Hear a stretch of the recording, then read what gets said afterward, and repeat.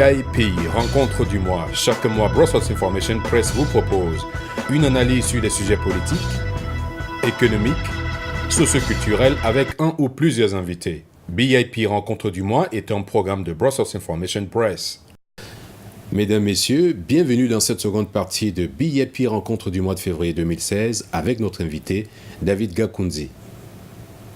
Dans cette deuxième partie de l'entretien, entièrement mené par notre confrère de Vox Africa, Dacha Ribeiro, notre invité, panafricaniste de premier plan, déploie sa vision du panafricanisme, l'importance et la pratique de celle-ci pour une Afrique qui va de l'avant.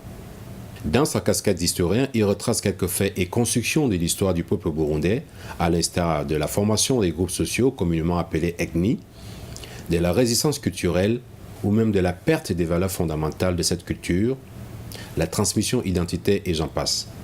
Vis-à-vis de la situation assez préoccupante de son pays, le Burundi, il interpelle l'Afrique tout entière à prendre ses responsabilités. Entretien. Mesdames, Messieurs, bonjour. J'ai l'honneur et le plaisir d'avoir comme invité David Gakoundzi, qui est un auteur africain, donc historien, donc qui a déjà écrit sur depuis Julius Nyerere en passant par le président Bouteflika, Mandela, aussi sur donc Thomas Sankara. On peut dire, David, que vous êtes un panafricaniste actif. Si vous voulez, c'est un honneur d'être panafricaniste. Ça veut dire c'est une vision de l'Afrique qui va au-delà des identités particulières locales. C'est une vision d'un destin commun pour tous les Africains. C'est une vision qui dit qu'on a un grand avenir aussi en tant que continent et qu'il faut qu'on dépasse nos frontières aussi bien ethniques, locales, nationales et qu'on essaie de voir grand comme doit être le rêve de l'Afrique. Dans votre dimension d'historien, en effet, quand on parle des identités locales, comme vous avez très bien dit, est-ce que le panafricanisme pour vous c'est une addition de ces identités ou je dirais une intégration de ces entités? Donc ça veut dire qu'il n'y a pas de ressources pures, comme je dirais. C'est une ambition, le panafricanisme. C'est une ambition, c'est une conscience qu'en étant petit dans ce monde-ci, on n'a pas une chance pour peser. Mais c'est aussi une vision qui veut dire que sur le repli, on ne se construit pas en étant replié sur soi, on se construit en ouvrant les frontières, en essayant de voir plus large, en allant voir ce qui se passe chez le voisin. Parce que nous sommes dans un monde qui est déchiré entre deux dynamiques, les dynamiques de repli sur soi et les dynamiques d'ouverture. Et le panafricanisme, c'est une ouverture sur le continent. Donc, quand on parle précisément de ce panafricanisme, aujourd'hui, la pratique du panafricanisme, c'est une pratique nostalgique pour vous ou c'est vraiment une pratique, disons, avec futur? L'avenir de l'Afrique sera panafricain ou ne sera pas. Je pense qu'on a deux choix aujourd'hui au niveau du continent africain.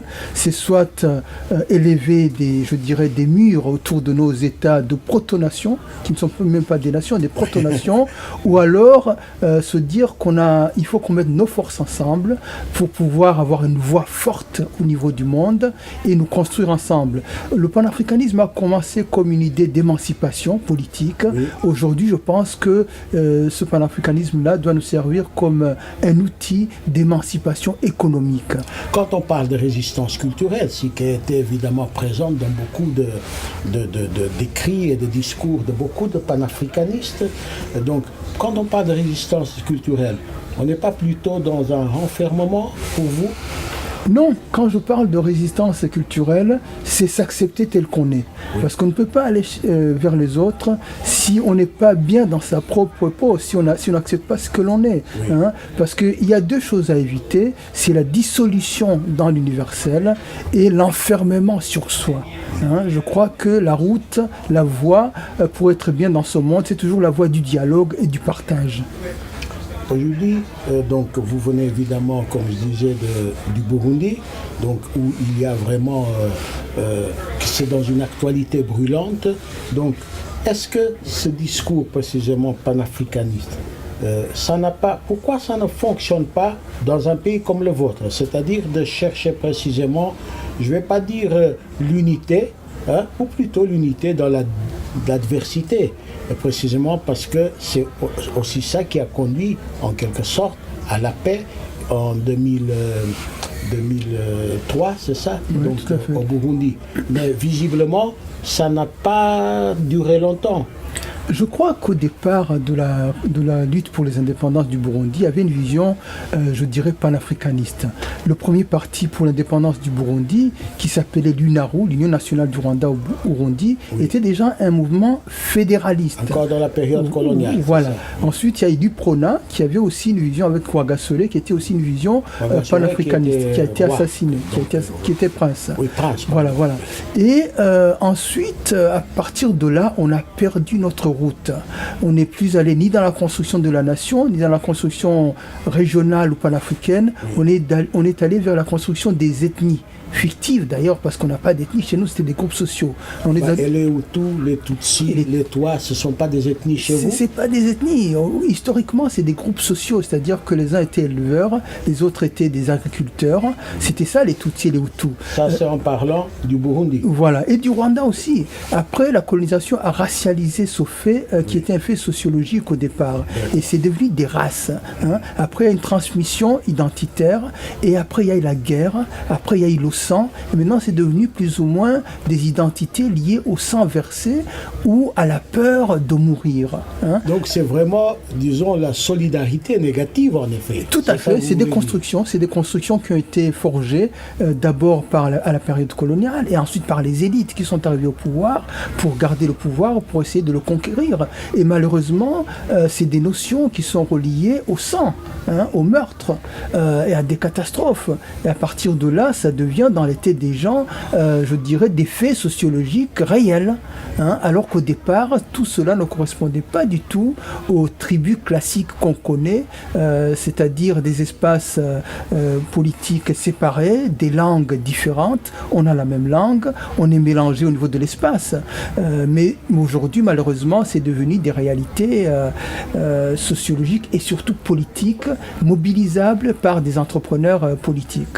Donc vous parlez d'instrumentalisation, disons, presque de l'histoire, plutôt des moments difficiles de votre histoire en l'occurrence. Mais avec tout ce qui se passe dans votre pays, ou le Burundi, quelle est, d'après vous, quelle peut être, disons, la sortie aujourd'hui, évidemment. Évidemment, je sais qu'il n'y a pas de magie, entre guillemets, mais il faudra bien inventer quelque chose.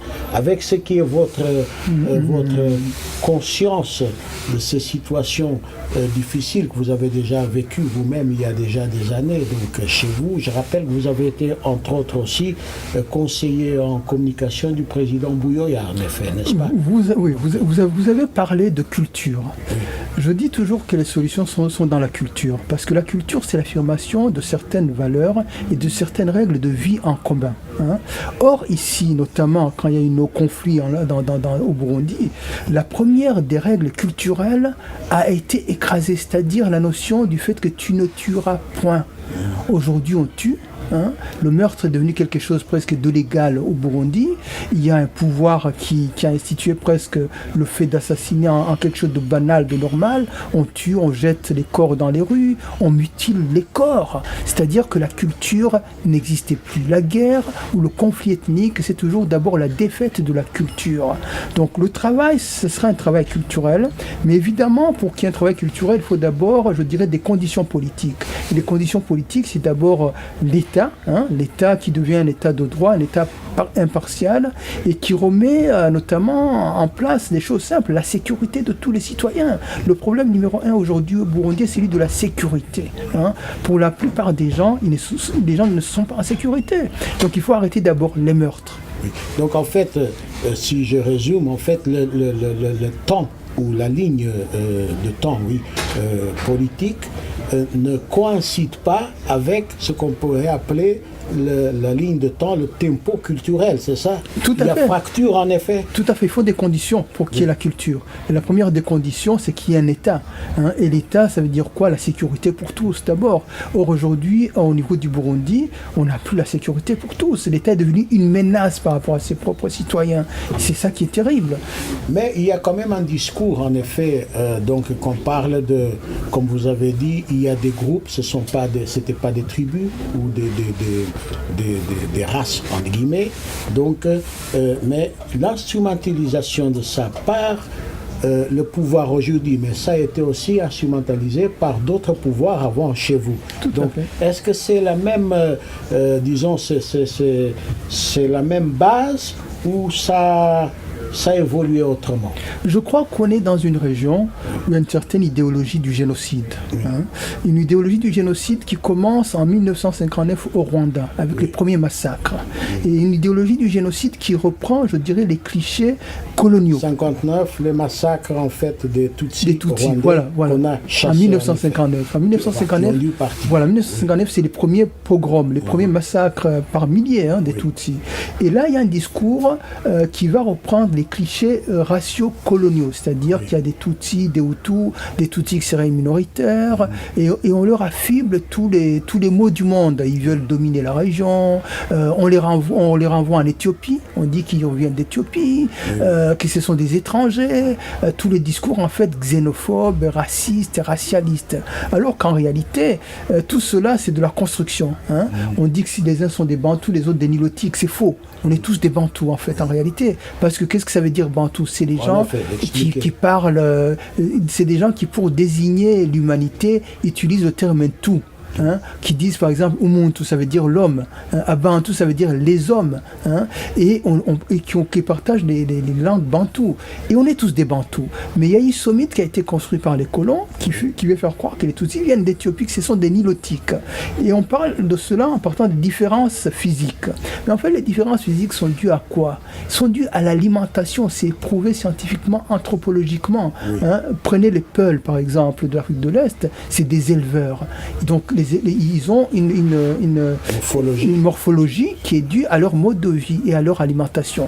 Mais la différence vient de là, c'est tout. Depuis les indépendances, avec, disons, tout un corpus, disons, d'intellectuels que nous avons créé depuis ces indépendances, comment ça se fait que ces stéréotypes fonctionnent encore? D'après, là je fais appel plus à vous comme analyste en effet de politique, de nos situations en Afrique. Parce qu'ils aident à mobiliser du soutien politique, ils ont été instrumentalisés. Vous savez, le racisme en général, ou l'ethnicité, ou la tribalité, ont aussi des bénéfices politiques. C'est les chemins les plus raccourcis pour conquérir le pouvoir ou pour faire des mobilisations politiques autour de soi. Donc ils ont été instrumentalisés, comme les colons les ont instrumentalisés, les nouvelles élites africaines les ont instrumentalisés. C'est cette question du pouvoir qui est au cœur de tout cela. Et cette idéologie malheureusement du génocide qui est née au Rwanda s'est perpétuée en 72, s'est perpétuée dans les années 90. Mais déjà au Burundi, il y a déjà eu aussi dans les années 65, il y a eu des massacres. Et tout cela est lié aussi à la question de l'impunité. Comme on n'a jamais traité juridiquement les crimes qui ont été commis, il est très facile après de généraliser en disant que c'est les Hutus qui ont tué ou c'est les Tutsis qui ont tué, parce qu'on n'a pas nommé les responsabilités politiques et individuelles. Donc des leaders en effet responsables, c'est-à-dire qu'on peut dire qu'il n'existait pas de tribunal pénal international. Est-ce que la création de ce tribunal, c'est une solution? Vous savez, il ne peut pas y avoir de paix ni de société quand il n'y a pas de justice. Oui. La justice, c'est ce qui fait qu'une société tient ensemble. Et le problème qu'on a au niveau de nos pays, malheureusement, c'est qu'on n'a pas de justice qui fonctionne dans certains pays. Il y a des pays où il y a la justice qui fonctionne, mais il y a d'autres pays où la justice ne fonctionne pas du tout. Alors, quand la justice locale ne fonctionne pas, est-ce qu'on doit accepter l'impunité? L'idéal, ça serait d'avoir une cour pénale africaine. On est peut-être dans cette voie-là quand on voit comment Aïssé Abré est en train d'être jugé. Voilà. Donc pour le Voilà. mandat qui vient de Voilà, terminer, voilà. Il y a aussi le tribunal qui est en train de juger Hissène Habré. Ça, c'est quelque chose, c'est une avancée formidable. Il faut qu'il y ait une cour pénale africaine pour pouvoir juger les crimes qui sont commis. Mais quand il n'y a pas ces juridictions-là, eh bien, il faut que justice soit rendue. Peu importe où cette justice-là sera rendue, mais il faut parce que quand on n'aura pas justice aux victimes, ça veut dire qu'ils sont punis 2 fois. On les assassine, on les tue, on les maltraite. Et en plus, il y a déni de justice. Ça veut dire que c'est une double peine. Le Burundi traverse une période tragique, terrible. On est en train de vivre une situation terrible. Tous les jours, des jeunes sont enlevés, torturés, massacrés. Et il ne faudrait pas que l'Afrique regarde ailleurs. Il faut que l'Afrique fasse quelque chose. L'Afrique a raté son devoir il y a 22 ans au Rwanda. Le génocide s'est déroulé devant nous. L'Afrique n'a pas bougé. Monde, en fait. Voilà, mais l'Afrique a une grande responsabilité. Donc il faut que l'Afrique prenne ses responsabilités, comme à l'époque Julius Nyerere, dans un contexte différent, l'avait fait au niveau de l'Ouganda. Quand Idi Amin était en train de massacrer les Ougandais, un jour Julius Nyerere, il a dit ça suffit, il faut que ça s'arrête. Parce que dans ce cas-là, la souveraineté nationale n'existe pas, ne compte plus. Et d'ailleurs, la charte de l'Union africaine dit qu'en cas de crime contre l'humanité, en cas de crime de génocide, la question de la sécurité devient une sécurité collective continentale. Ce qui est en jeu aujourd'hui au Burundi par rapport à l'Union africaine, c'est de savoir si l'Union africaine est vraiment née en 2002 ou si c'est toujours l'OIA qui prévaut. Parce qu'à l'époque de l'OIA, on ne touchait pas aux souverainetés nationales, mais l'Union africaine, dans sa charte, dit responsabilité de protéger. S'il vous plaît, il faut que l'Afrique bouge pour protéger les civils au Burundi. Donc on va avoir le sommet de l'Union africaine, on va voir quelle va être la décision. D'ailleurs, une décision a déjà été prise, mais malheureusement, ça n'a pas été, disons, accepté par le Burundi. Voilà. Et je dirais que ce qui est en jeu aussi, c'est l'image des présidents africains. Oui. Vous savez, j'ai eu la chance de rencontrer Julius Nyerere quand je faisais son livre. Oui. Et Julius Nyerere m'avait dit quelque chose de fort sur Idi Amin. Il disait, vous savez, quand Idi Amin était là aux affaires, quand on sortait, quand on allait à l'extérieur, on avait honte parce qu'on nous disait, vous savez, les présidents africains, on pensait que c'était comme Idi Amin. Oui. Hein? Aujourd'hui, il ne faut pas que Nkurunziza, ce président-là, porte atteinte à l'image des présidents africains. Parce qu'il ne faut pas qu'on ait cette image des présidents africains qui sont violents par rapport à leur peuple. Et ça serait très dommage parce que l'Afrique est aujourd'hui dans une nouvelle dynamique de progrès, de modernité. Merci beaucoup, David. Merci à vous. À la prochaine. Merci. Merci. Mesdames et messieurs, c'est ici que s'achève cette rencontre du mois de février. Merci de nous avoir suivis. Nous vous annonçons d'ores et déjà notre rencontre du mois de mars avec Renaud Boutari, jeune thérapeute burundais. Il incarne la jeunesse, l'espoir d'une jeunesse avide de se reconstruire et de se projeter dans l'avenir. Au revoir.